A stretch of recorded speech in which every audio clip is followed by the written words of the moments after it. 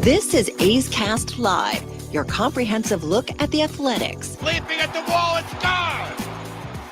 A towering drive into center field by Rooker. And 29 other MLB clubs. A judgy blast. All rise. Here comes the judge. Swung on, hit high, hit deep to right, away back into the second deck. Bobby Witt Jr. becomes the first shortstop in Major League history to have two 30-30 seasons. Shohei Ohtani starts the 50-50 club. Join us as we take you inside the baseball universe, from humidors to walk-off dingers to Hall of Fame talk. We have you covered. Spend your afternoon with us, only on A's Cast Live. Here's Chris Townsend. Good afternoon, everybody, and welcome to the Tuesday edition of A's Cast Live. It's Tuesday. That means Hot Takes is coming your way. We're coming down the stretch because obviously we look at checkpoints throughout the Major League Baseball season, and one of the last checkpoints is Labor Day. Hope everybody had a great Labor Day. Commander, how are you? I'm good. It was a good Labor Day. Did you have a good day off? Watch a little of the game. Watch Belichick debut. Oh. That was – it looked great on the first drive. And then, the hot takes. Oh, so many hot takes about Belichick, that first drive, the greatness that's going to happen at North Carolina. There's Randy Moss. He's there in the house. Michael Jordan's in the house. Roy Williams was in the house. Oh, Aaron Boone. All the Tar Heel hacks were in the house. Lawrence Taylor was there. Let me tell you quickly. I'll do this real quick. Years ago on my old talk show on 95.7 The Game, Raiders were going to be matching up against the Patriots. And we did a whole thing on all the coaches who had left New England. Forget New England, who left Tom Brady, and their records. The Romeo Crennels and the Charlie Weiss and all the Josh McDaniels, all these guys, they leave. People would say they leave the Patriots. No. They left Tom Brady. Bill O'Brien. The minute you leave Tom Brady, things change. What happened when Tom Brady went to the Tampa Bay Buccaneers? They won a Super Bowl? They won the Super Bowl. When Tom Brady left New England, how many Super Bowl appearances did the New England Patriots have again? None. How many conference championship games did they go back to? None. What happened to Bill Belichick? He left. The magic is with TB12. You might have thought, and I'm not saying he's not a great coach. Obviously, just one of the great defensive coordinators of his time with the New York Giants and what he did with Lawrence Taylor and Harry Carson and all those guys. They had won 2 Super Bowls. I'm not saying he's not a great coach, but if you look at if you look at Bill Belichick's record as a Cleveland Browns head coach and as a coach without Tom Brady throughout his career, I think the secret sauce was with old TB12. And TB12 has no eligibility left. He's not walking through that door. Well, they said last night when Holly Rowe interviewed Belichick before the game, she asked him about, what do you remember from your head coaching debut with the Browns? And he goes, well, Jimmy Johnson came in and they kicked our ass. Yeah. Because hopefully that doesn't happen tonight. Sonny Dykes, the ex-Cal Bear head coach, came in and, kicked your ass. Yeah, a lot of exciting games. Notre Dame, Miami was super exciting. I'm so glad I slept in and missed the majority of Ohio State, Texas, and didn't have to see that. But we're talking baseball today. I want to say this, and I think it's very important. And by the way, the Carays are going to join us from St. Louis, which is going to be phenomenal. Fran Riordan, the manager of the Las Vegas Aviators, at 3:00. And then Johnny Doskow will be here in moments. We'll be here at 3:15. The Carays will be with us in moments. I'm just going to say this. If you looked at yesterday, I'm really proud of this team. And the reason why I'm proud of this team is you went 3-3 on the homestand. Great 3 games against Detroit. Then you got your you-know-what handed to you. They got their ass kicked, as Ken Korak and I talked about. They got drilled. You saw a team in the Texas Rangers who are playing for something. And they're not playing for money. They're not playing for stats. They're playing for wins. And they're getting hot at the right time. And they got a bunch of guys injured. Doesn't matter. And they came in and they needed to take care of business. They lost that first game in Anaheim, got ticked off, then pounded the Angels 2 straight games and came in and just was like a machine and went right through us. But then, I'm not going to go too much into this, but then the A's had troubles with travels. And then it's a quick turnaround game in St. Louis. The A's yesterday had every reason to not play well. You just got drilled by the Rangers. You had trouble getting the plane issues, and you had trouble getting there. You got there late. It's an early morning. It's Labor Day. End of the season. And what did they do? They manned up yesterday. Doesn't matter who they were playing. They could have been playing any of the 29 other teams. But the way they came out and performed with the issues at this time of the year, and to show the fight that they didn't really show against the Rangers, they showed against Detroit. It shows you a lot of things, but the number one thing it shows is the buy-in is still there. And that's always what the players are going to tell you if the buy-in's still there, how they play. If they would have gone out yesterday and kicked the ball around and got drilled by St. Louis, you'd be like, man, our guys starting to think about the end of the season. Our guys starting to think about vacation and where we're taking the golf trip, and the wife, she wants to go somewhere for Christmas. You're starting to think about all that kind of stuff. That's not what they did. They went out and they smoked the Cardinals. And that 11-3 victory yesterday, that was a good look. You talk about good looks and bad looks throughout a season. And obviously when you're 64-75, but there's been some bad looks. That was a good look because there was struggles, not only on the field, with travel. They overcame that. I don't know how the series is going to look.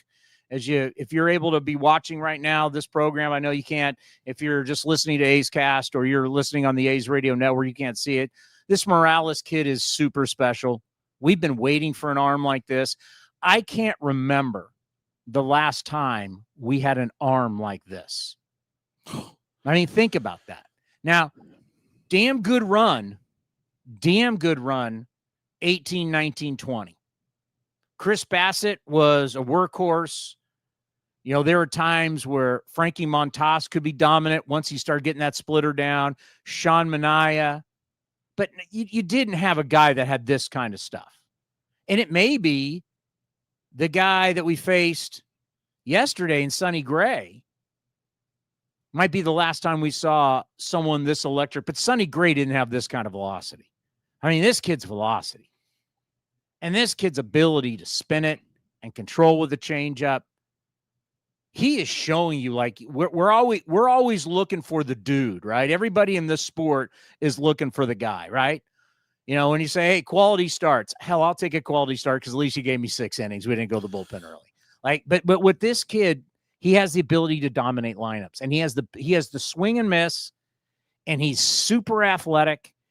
He looks like he's going to be somebody that can be around for a long time.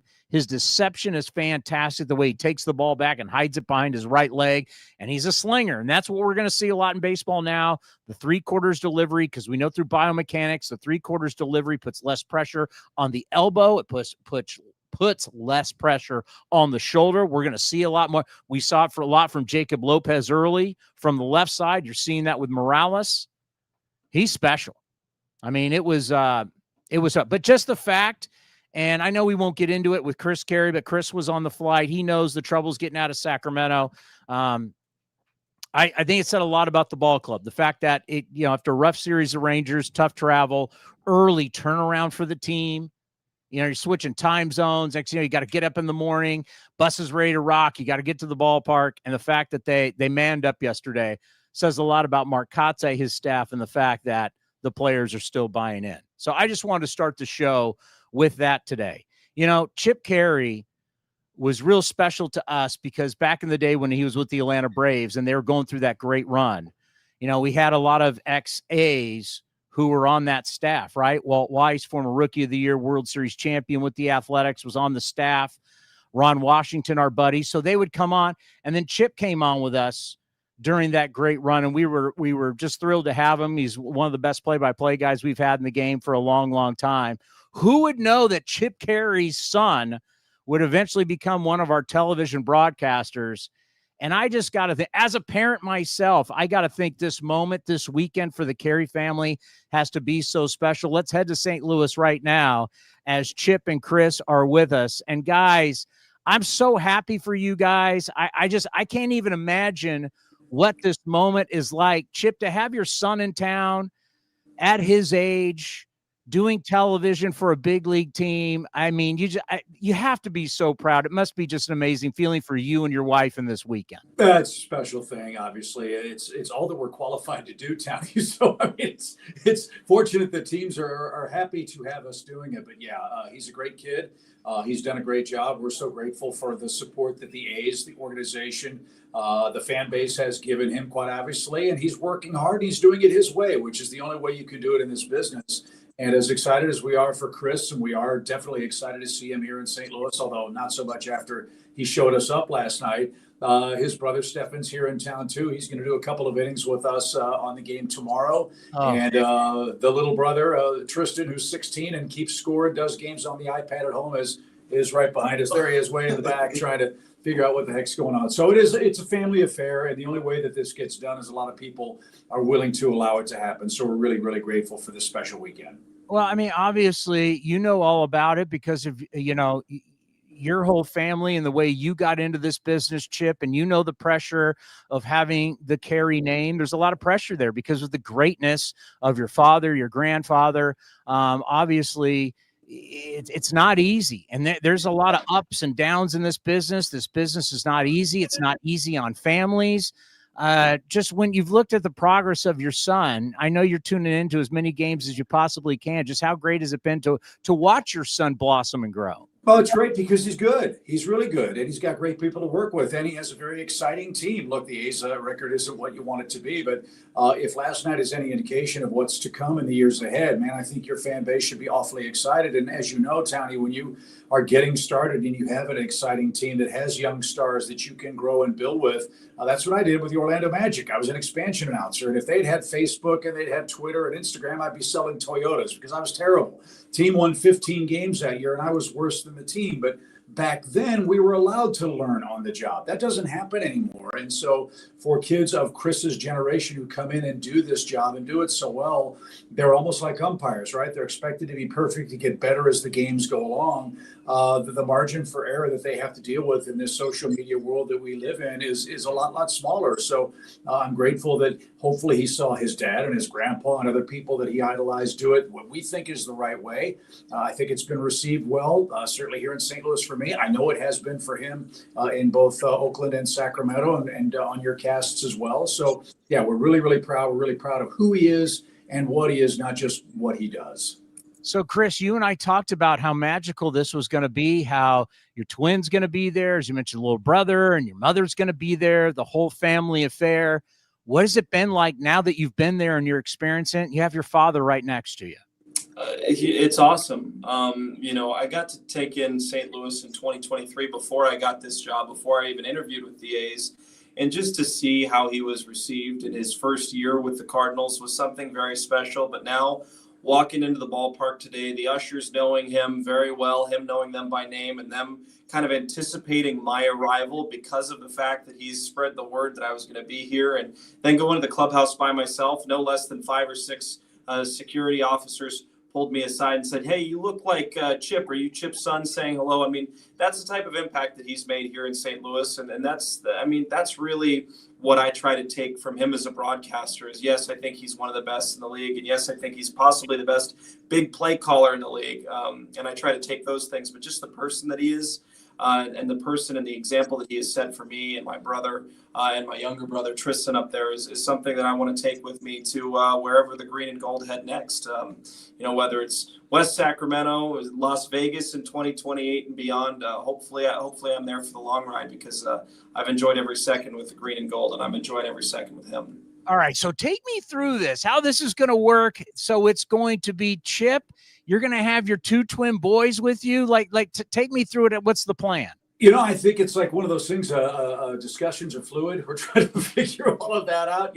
There's so darn many of us. It's almost impossible to get us all in the same room together. But we're going to do a couple of things like this before the game tomorrow with Stefan. Stefan's going to come in. The folks at FanDuel asked him to come and do a couple of innings because he's earned that. I had nothing to do with it, which is awesome. It's a wonderful feather in his cap. And we're all hoping that he'll ace the audition and get an opportunity to get into the show next year. He's capable, he's talented, he's driven, and he's going to do it his way. As you said, Towny, it's really hard to think about the fact that there are 30 major league teams, and someday that 3 members of our family could have one of these very, very coveted jobs. And that's a great, great feather in the cap of Harry and my dad. It has very little to do with me. Most of what they are and who they are has to do with Mom because we're gone. As you said, it's hard on the families.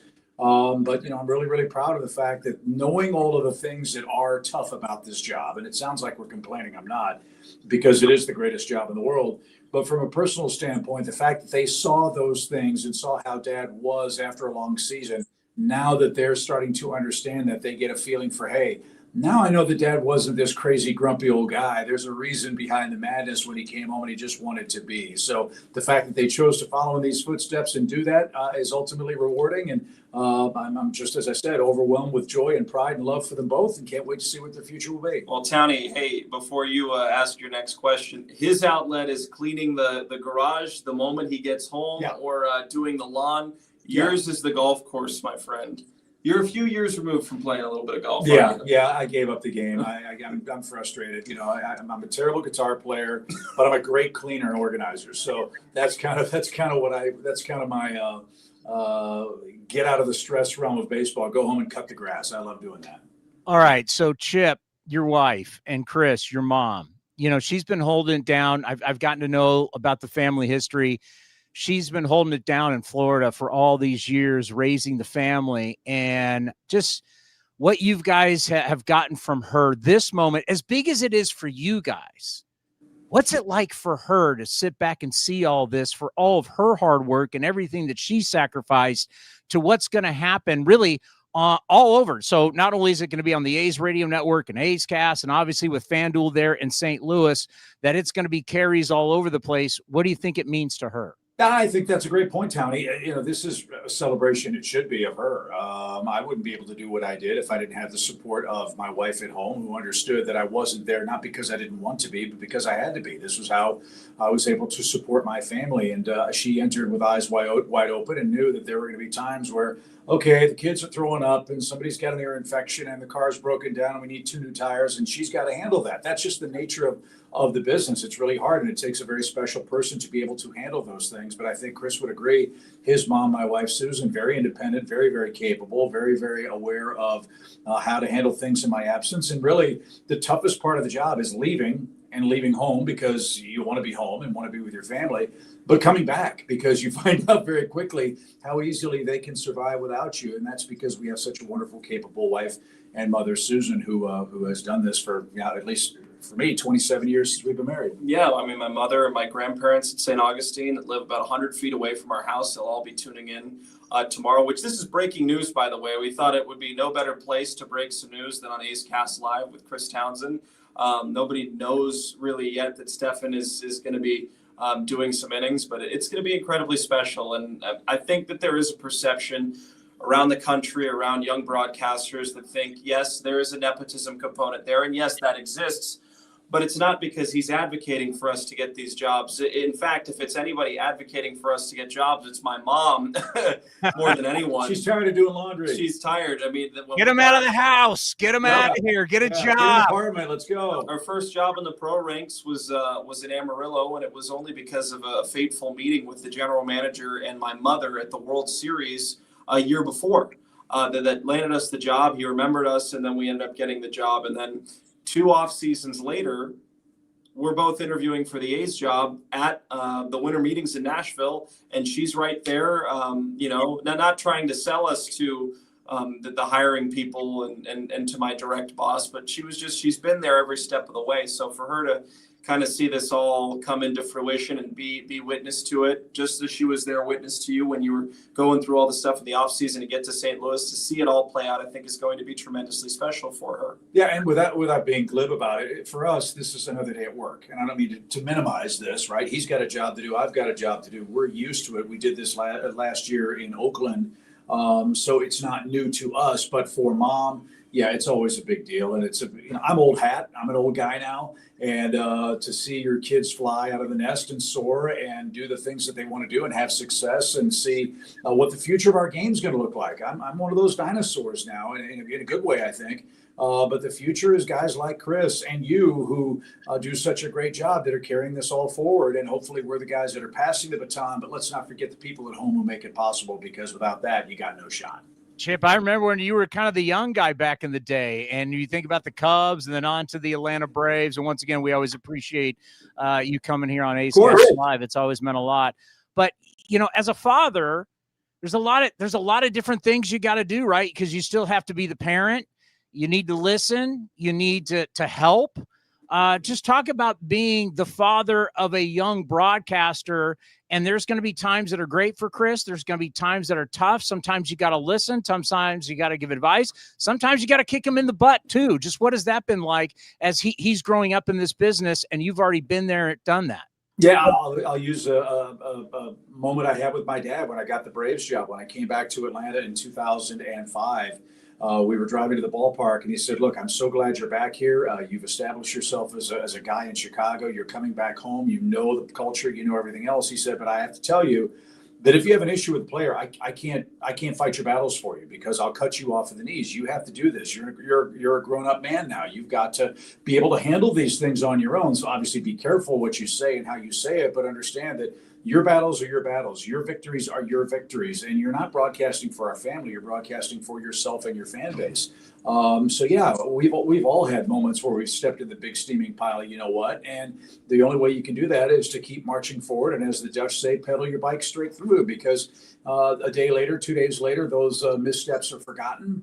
They're not forgotten by you, but they're forgotten by most people, because you work hard and people are able to make mistakes. And also the same is for your successes. When you have a great call, that's fantastic, but it's like New York, you're only as good as your last one. So you work hard every day to try to empower your teammates, to be a good teammate, to be on time, to represent the organization in a way that makes them proud. And those are all the lessons that I've tried to impart on my son. I've tried to do it the right way. My style of broadcasting, I get it, may not be somebody's cup of tea, but it served me really, really well. And I learned from Dad and Harry to be honest, tell the truth, be yourself, and ultimately you're selling yourself. And if people let you come into your house, well, you're doing something right. Well, let's just end on this. My late mother used to say, you can tell he was raised right. And as great as Chris has been, and I was the first one here that I remember interviewing him for the first time. I said, this kid's going to be a star. This kid's going to be a star. But that means nothing. What's most important is what Chris has meant to this organization as so kind to everybody. He's getting an incredible opportunity, and he's nailed it. But he's always been good to everybody. You can tell that he's good people, and that's something for you and your wife you should be very proud about. Thanks. Yeah, I think it's great, but the young man you've raised is something special. Well, thanks. I think we all agree. We all want to have great personal and professional success, right? I mean, we all want to do good things and have a great career and be rewarded by this amazing life that we have in Major League Baseball. But if the end of the day, my epitaph says, hey, he was a great broadcaster, or he was a great husband, father, and friend, I'll definitely take the second of those two choices. And I think you're right about Chris and Stefan and Tristan too. That's their modus operandi, and I'm hoping and praying it'll serve them really well.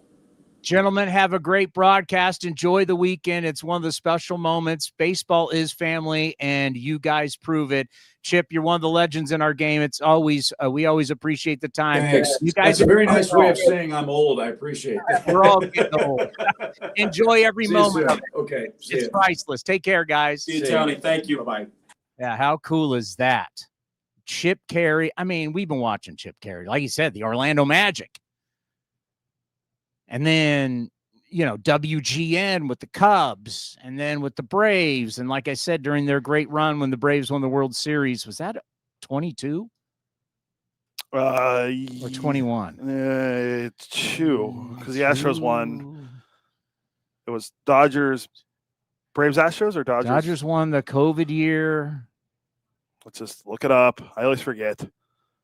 Whatever. What Chip was coming on with Braves, us. He didn't know us. 2021. It was 21. Astros 22. He had no idea who the hell we were. Right? And it was great because Ron Washington was coming on every series. Walt Weiss was coming on every series. I'm like, get Chip Caray.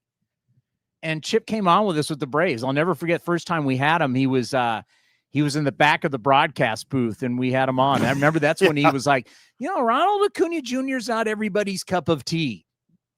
But I just think about pride. You only live once, right? And the special moments in life. And that is a moment like this weekend. You think for Mama Caray, the biggest thing, right? To have the kids there. You're going to have your twins on with Dad, and she's probably going to sit back just beaming with pride. That's why we wanted to highlight that today, because when do you see this in our game, right? We've seen the Griffeys play together, right? You see players and their kids come up, and you see family affairs, but can you imagine broadcasting with your son, big league baseball? It's unheard of. Yeah, it hasn't happened a lot. Just trying to think of other sports where this could have happened with, the Brennemans. I would say they got to broadcast together in Cincinnati. The Alberts.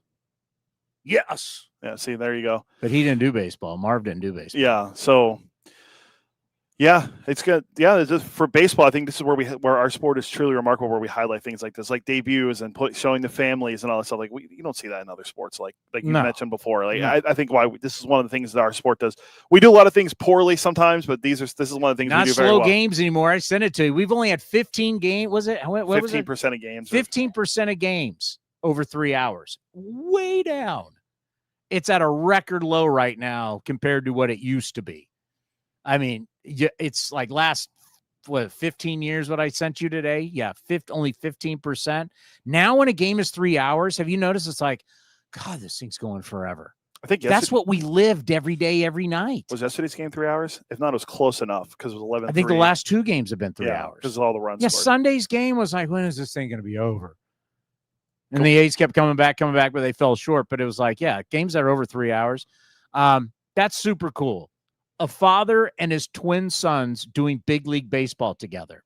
Man, doesn't get any better than that. Speaking of it doesn't get any better than that, where is the leader of men? I want to say they might be in Reno.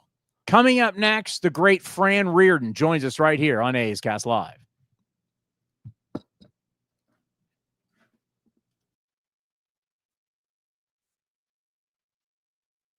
His young lineup, calling it one to watch while on A's Cast Live with Towny. I have sure been noticing, and as I go to my Twitter timeline, and I look at a tweet that I sent out at 11:37 a.m. Eastern on July 31st, the day of the Major League Baseball trade deadline, a tweet that has seen nearly 1 million views. As you may have seen, all I did was list any number of promising young players in the A's either lineup or system with their attached age, and this is something that people very clearly resonated with, because I list here Leo DeVries, Nick Kurtz, Max Muncy, Jacob Wilson, Tyler Soderstrom, Lawrence Butler, Denzel Clark, Shea Langoliers, and Brent Rooker, all of whom are 30 years of age or considerably younger. And so what I am telling you, my friend, is that the A's are building a freaking Leviathan. The A's lineup within the course of the next 3 years is going to be considered one of the 5 best in baseball. And right now you might say that their numbers are being inflated slightly or considerably by the fact that they play in a hitter-friendly ballpark. Last time you and I spoke, I believe I told you I expected to play small, and it most certainly has. However, you can even adjust what the A's are doing by ballpark, and you still clearly see Nick Kurtz hitting out of his ever-loving mind, and Jacob Wilson before the injury doing the exact same thing. So by no means am I willing to sit here and say that these guys are merely a product of their environment. No. This A's lineup is for real. It is ascending, and by the time you guys wind up where you ultimately wind up, I think we're talking about one of the very best lineups in all of baseball once these guys reach their prime collectively. You can watch the full interview at youtube.com/athletics or listen at athletics.com/A'sCast.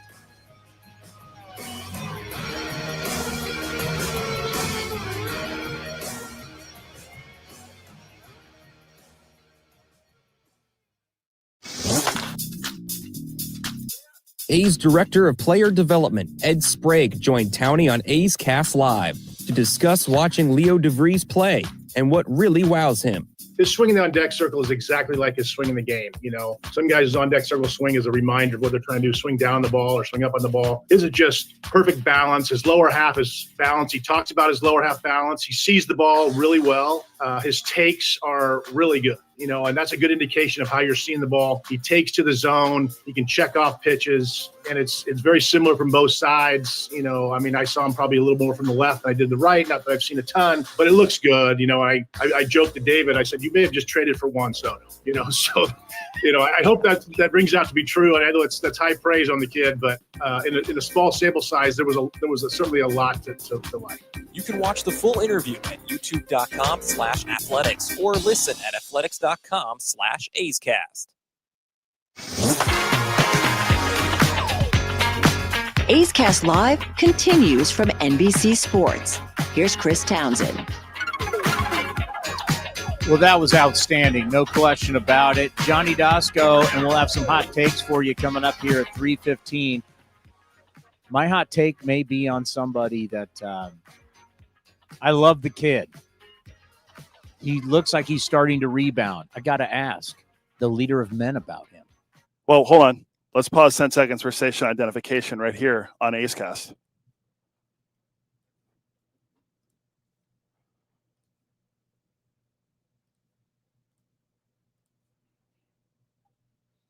Well, it's been a while since Fran Riordan was on the program, and every once in a while we got to check in, see how Fran is doing. You're in. We just left, Sac. You're there now. How are you? I'm great. We were in Sac about 6 weeks ago, and it was mid 70s, a little bit of a breeze, sunshine every game, and it's a little smoking hot now. So we're gonna have to make the adjustment. This is what I'm expecting in Sac in early September.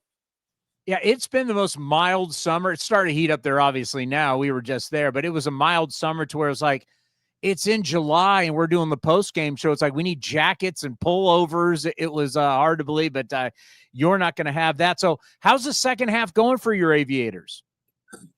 Well, it's a little bit different. It's a little bit different personnel-wise, roster-wise. A little bit more of a grind. We're trying to come together here in the last 3 series of the year to be a cohesive unit and be a championship caliber unit. We start the playoffs September 23rd. So it's important that we take these 18 games to really come together and find out who we are as a team so we can do some damage in the playoffs. Well, that's what always fascinates me about what you do and all the success you've had in Las Vegas, because it's such a juggling act. It's like you got guys coming and going and they're sending guys down, and your job is to rehab these guys. And, your coaches, you got to rehab these guys physically. You got to rehab them mentally. You got to get them back to the big leagues. And then you got guys coming up and guys who are playing in AAA for the first time. But at the end of the day, you're trying to win ball games. So there's as they say, we got a lot of stuff going on here.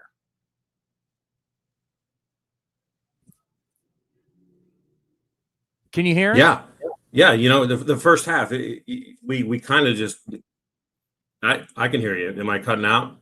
No, go ahead. You got me, Towny? Yeah, I got you.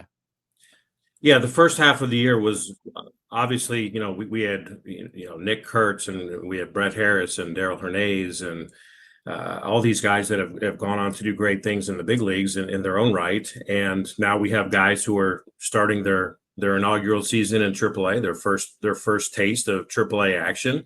And there's always an adjustment, and there's always things that they need to work on. There's always things that we need to help them with to get them playing at a really high level here, not only for this level, but for the next.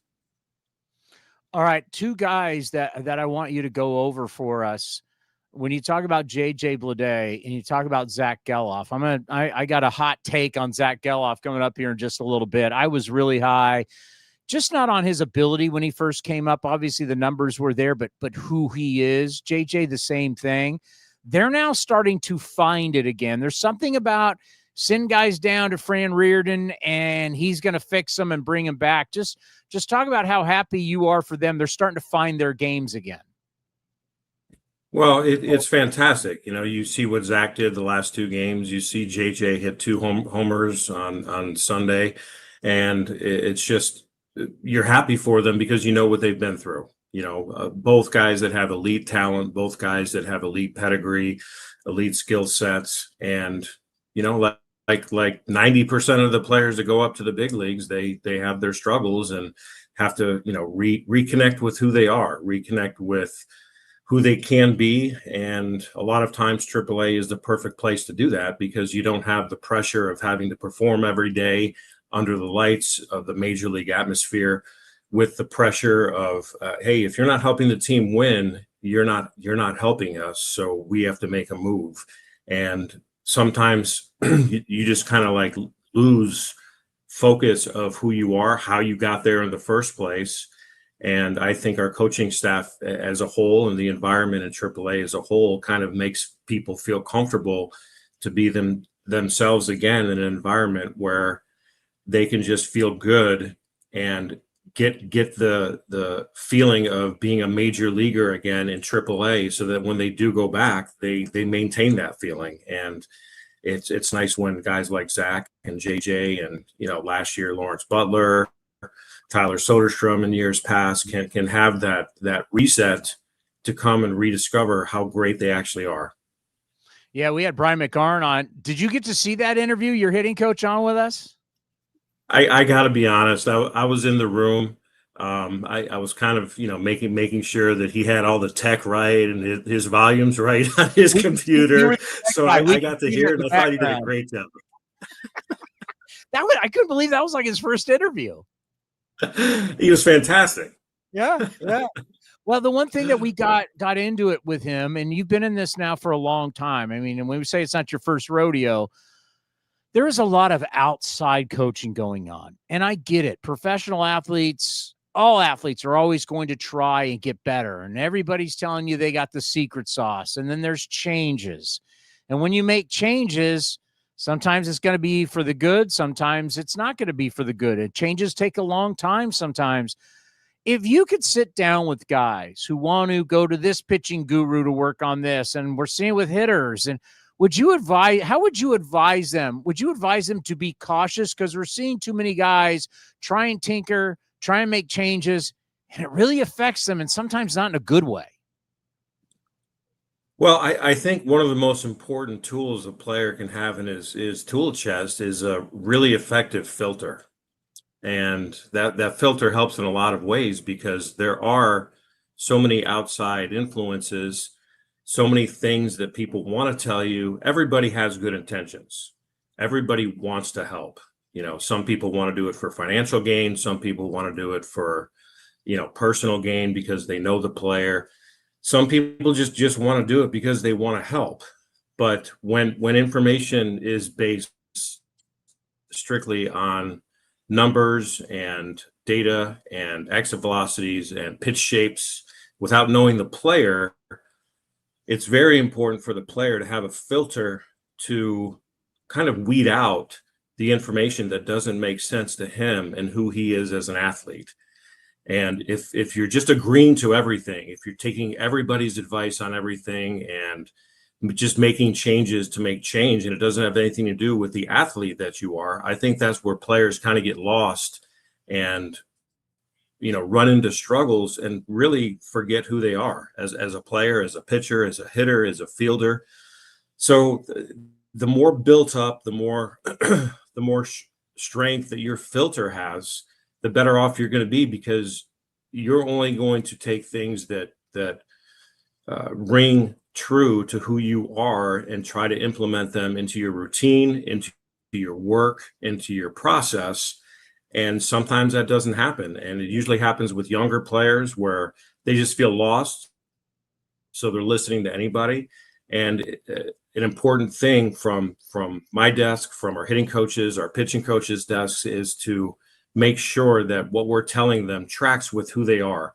And with the knowledge that we have with these players coming through the system, AA, AAA, up and down to the big leagues, it helps because we can take them back to when they were at their best. We can fill them with the feeling, whether it's talking to them, whether it's showing them video, whether it's showing them moves that they've made in the past that have been successful. and try to refine those moves and try to get back to those moves instead of wholesale changes. And don't get me wrong, sometimes wholesale changes are necessary, but it's very hard to compete in AAA and especially in the big leagues if you're trying to go through a wholesale change midseason. And time is precious. And if you slip and things aren't going good for you, there's always somebody behind you looking to take your job. So that's if you're going to make changes, man, it is definitely a gamble. And it takes me back to the mental side of baseball. I don't know how much you think about it. Maybe you do, but the meaningful conversations that you have to have. Yes, you're a manager. Yes, it's about winning baseball games, and you're going to try and win another title here. But it's these conversations that you got to have with people year in and year out. And there can be some really tough conversations that you have to have with men. And it's about their careers. It's about their life. It's about going forward. Just what is that like when you think about the pressure for you that you've got to help turn this guy around, change this guy for the better? Those conversations aren't always easy. Yeah, they're not. And I like to think that I have countless easy conversations with them. Baseball related, non-baseball related, life related, funny stuff that happens in life related, so that when I do have to have tough conversations, they're coming from a place of love. They're coming from a place of like care, and I only care about getting them better. I only care about having their career go to the next level, having them go have 10-year careers in the major leagues. But if you're just having tough conversations and you don't have the trust built with a player, then why would he listen to you? Because he doesn't know if you have his best intentions in your heart. And I think because of a lot of the easy conversations that I have, just day to day, hey, how you doing? What's going on? Hey, I saw this. It reminded me of you. Did you see this happen last night in the Guardians game?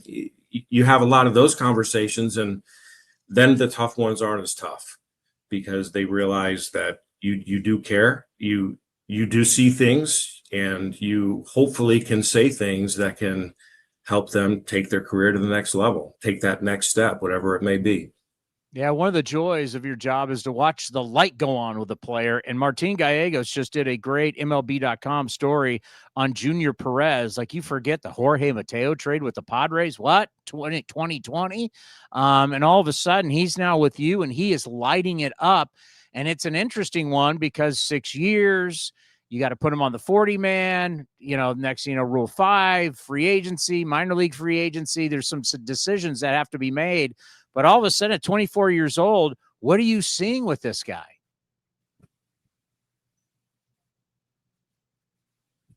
I'm seeing a really, really explosive, dynamic player.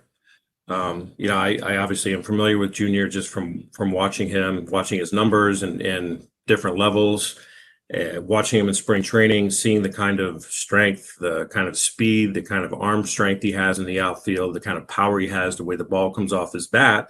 But I did not have many expectations of how he was going to perform based on, his numbers in AA, which were okay, but nothing that jumped off the page. And he's done nothing but, I think, blow everybody away since he's come to Las Vegas with his performance with the bat, with his control of the strike zone. You look at his walk numbers. You look at the pitches that he's checking off of. You look at recognition of off speed. And you look at a guy who's been here for less than a month and has 10 homers and is hitting over 300. That's just one side of the ball. He's stealing bases. He's playing really, really good center field. He's won some games defensively. He's won some games with the bat. He's won some games with his legs.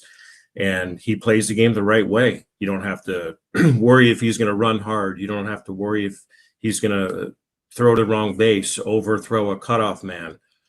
His at-bats are quality, and the damage he's doing and the way the ball's coming off his bat is really exciting as far as the future of the A's is concerned, because he's somebody that has all the tools necessary. And to me, he's putting them together at the highest minor league level, and that really bodes well for his future. Man, you got some exciting times coming up. You got the playoffs coming up, and then week 1 of the National Football League. I think Come on, is there? Chiefs are getting soft, Fran. Chiefs are soft. I think this is it. I think that now getting engaged with Taylor Swift, and they got documentary out on them. This is when teams get soft. It's time. Is Buffalo's time. I couldn't agree more. Big week 1 matchup with the Ravens. Just watching the Hard Knock series, which features the Bills this year. That's been a lot of fun. If I could love Josh Allen even more, I do after watching the Hard Knock series. He's just such a fabulous leader, and obviously talent-wise, he's off the charts. It's going to be an exciting year. It's going to be an entertaining year. I'll be watching every game as long as I'm not on a baseball field. But yeah, there's a lot of good things going on, and you're right. The Chiefs are getting soft. There's, Travis is going to be planning, talking to a wedding planner, and taking his off days and hanging out with Taylor on a yacht or something. They're getting soft. Getting soft. Cold in Buffalo, just hard. I'll tell you what about Allen. I saw him playing at the AT&T at Pebble Beach, and he walked by, and you went, it is hard to believe how big he is. And it's hard to believe he moves as well as he does for how big he is. Yeah, he's a giant. And you don't realize how big he is until you realize he's like 6'5", 240, and he runs like a 4.5. And he doesn't avoid contact, which I think they're trying to get him to avoid a little more contact. But if push comes to shove and the game's on the line, he's going to put his shoulder down and run over 2 dudes on the goal line. So he's a fun guy to have on your side. He's a fun guy to root for, and he kind of embodies what Buffalo is all about, which is hard work and unselfishness and gritty and do whatever it takes to get the job done, whether it's 3 feet of snow or whether it's down 10 to the Chiefs in the AFC Championship game in 2026. Or we're breaking tables and jumping on tables at pregame. Now it's the best. All right, Fran, here's the deal. I am going to take you to dinner. I'm going to take you golfing. When you show up for the Super Bowl in San Francisco 2026, the Buffalo Bills are going to be in the Super Bowl. We're putting it out there in the universe right now. You're going to come back to where we live, Cody and I in San Jose, and we're going to take you all over town, dinners, golf, all on me, Super Bowl. So put it in your calendar. You're coming to see the Bills play at Levi Stadium in Santa Clara. That's a date. Hey, I'm a big fan of manifesting, putting stuff out in the universe. The fact that you just did that, it means a lot. And I think it's going to happen. And if it does happen, we'll be going to the restaurants. We'll be playing the golf. We'll be having all the fun. San Jose Country Club, you are going to be my guest. I cannot wait. It's going to happen. This is the year. And people are saying, it's the Chiefs. This is going to be the year. You watch. Well, we can talk about how many strokes you're going to give me off the air, but it's going to be a few. So you're going to have to bring your A game. Hey, so good luck in the playoffs, and we'll contact you during the playoffs. But, once again, an incredible job. And it's just amazing what you do and your staff when all these players come up. And I want all our fans to understand this. When all of our players come up, or guys who are just coming up for the first time, I wish I had a tape recorder with everything they say about you. It is amazing everything that they say about you. As we say, the leader of men. It is true, because your leadership means a lot in this organization and to a lot of these players, and you mean a lot to their careers. So keep doing what you're doing. Good luck the rest of the season. Good luck in the postseason. We'll talk soon. I appreciate the words, Towny. Thanks for having me. The great Fran Riordan, the leader of men in Sacramento with the Las Vegas Aviators right now. Yeah, it's every guy talks about, and we've had, whether it's, as he mentioned, Tyler Soderstrom, then you go Lawrence Butler, it's JJ Bleday, it's Zach Geloff, it's guys who struggle, they go down. It's amazing how they build them back up and bring them back so they can be successful at the highest level, and they do a great job. And he's, when you go to the ballpark, and we will go there next year to play 2 series, real games against the Brewers and the Colorado Rockies in June, you go into that ballpark and Fredden's everywhere. Like there's pictures, there's all kinds of from the championships and everything. So what a remarkable career. I hope he gets a chance someday in the big leagues to be a manager, but no question the success that he has had with his staff is means a lot to this organization. You can just ask David Force, you can ask Mark Kotze, Bob Melvin back in the day, what Fran means to this organization, what he's done for a lot of players. Well, we joked with Don Logan, who's the president of the Aviators, when we put Fran's statue up outside the ballpark. Yeah. I mean, we haven't gotten it yet, and Don was just in West Sacramento last week. We should have asked him again, but yeah, it's always refreshing to hear what the players have to say about Fran when they get caught up on what the work that he does, and Brian McArn, and the Paul Abbott, the pitching coach and hitting coach down there. So kudos to Fran. I hope the Bills reach the Super Bowl. I'm tired of watching these cowboy documentaries and watching them lose 4 in a row. Cowboy documentary. Well, the documentary on Netflix has the last 2 Super Bowls they played the Cowboys, and everyone's like, "Oh, the Bills are back in the Super Bowl. This is bad for football." It was Mike Lupica and them on Sports Reporters. Is there a way to get them out and not playing the Super Bowl? This is bad for football. Because they went 4 straight years and got drilled. Yeah, and then win. Well, no, first year they didn't get drilled. Yeah, well, Scott Norwood. Right. Scott Norwood. So yeah, football starts Thursday. So with the Cowboys and Eagles, everyone's favorite matchup. It's Cowboys. Yeah, and then Friday's Chiefs and Harbaugh and the Chargers. Yeah, so Friday game. Harbs versus the younger Harbs versus Andy Reid and the Chiefs. So this Junior Perez, I reading this article. Jorge Mateo, is he still a? He came over from the Yankees. That was like forever ago. I'm pretty sure is he still an Oriole? He might be. But Jorge Mateo, the trade with the Padres, you're like, what? I mean, obviously he signed with the Padres when he was 16 years old, but he will become because Perez is in his 6th year as an A, he would become a free agent with another club this offseason or become exposed to the Rule 5 draft if the A's do not add him to the 49-man roster before this winter. So it's kind of like a tough call because you got stacked outfield. He's 24. He's one of these kids that signed out of the Dominican.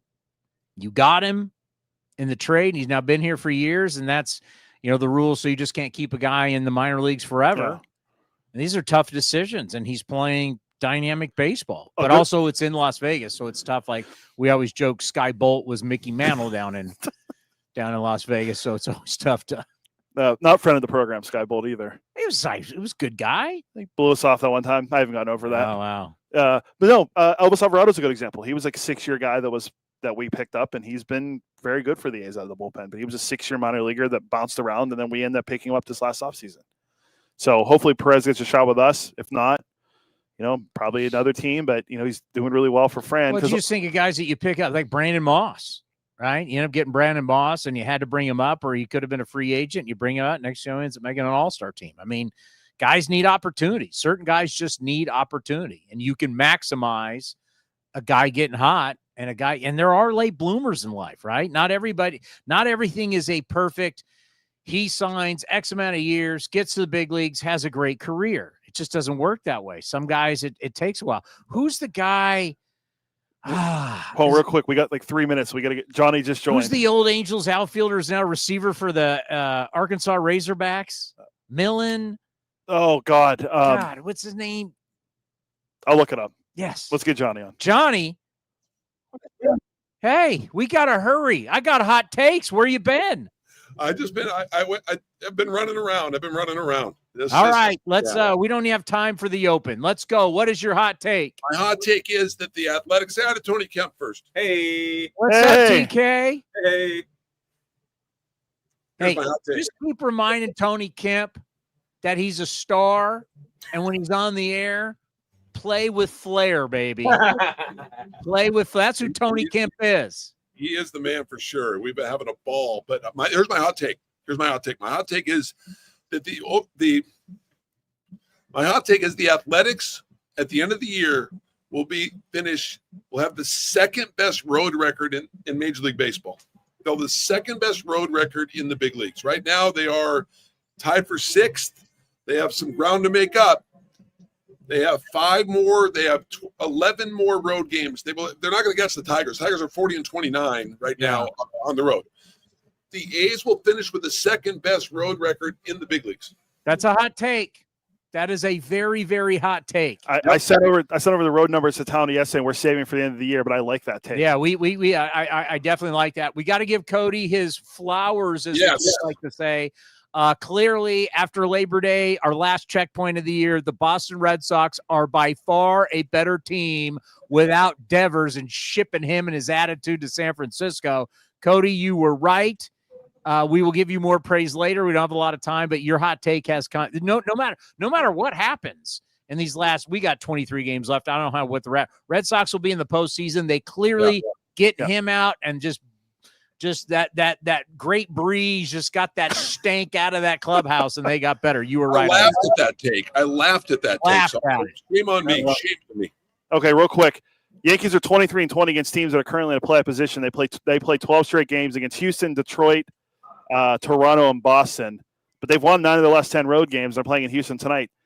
The New York Yankees will prove everybody wrong and win the AL East and get the top seed in the American League. Wow. Strong statement. That goes against my Aaron Boone getting fired within 48 hours. He's rejuvenated. Right. He was rejuvenated. He was in Chapel Hill last night. They're not playing the Nats and the White Sox. They got a tough schedule here. 50 seconds. All right, I got 2. Johnny, book this. When the Dodgers don't win the World Series, and I know all you guys are a bunch of Vin Scully Dodger hacks around here, they will be considered the most disappointing team in the history of baseball. They have spent $1.8 billion the last 2 years, and when they get their butts marched out of the postseason, everybody's going to be going, "Oh my God, all the money!" And they were so smart. The most disappointing team ever. It's a subjective take, but we'll take it. Okay. I understand what you're saying. How about this one? Yeah. 23 games left. I'm going out on a limb. My guy TK sitting next to you is going to talk to our guy Zach Geloff. Geloff gets hot, and Zach Geloff will finish with at least 10 home runs by the end of the year. This guy is 8 home runs in the next 23 games. My guy, I'm going all in on my guy Zach Geloff. I think he's back. I like that take. I like it. Thanks, Shawnee. Well, we got to let you go because you're on in 2 seconds. Yep. All right. Thanks, guys. Bye. That was fun. Yeah, we got to go. By the way, real quick teasing for tomorrow. A Savannah Bananas legend on the program tomorrow. So I'll leave it at that. Ooh. Talking banana ball? A lot of things, but one of the things banana ball. Coming up next, we got the Cardinals and the Athletics here on A's Cast and the A's Radio Network. It's going to be Johnny and TK, and then I will be back with Carlos Ramirez for A's Cast on NBC at what time, 4 o'clock? Yes. We'll be back at 4 o'clock. Thank you for watching. Thank you for listening. We'll see you tomorrow here, 2:30, A's Cast Live. When it comes to knocking it out of the park, nobody beats Folsom Lake Ford.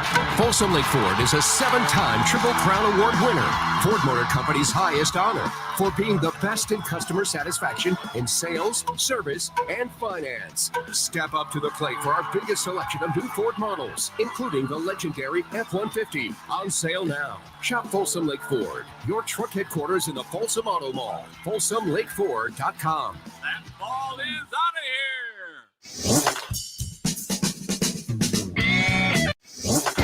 This has been a presentation of The Athletics.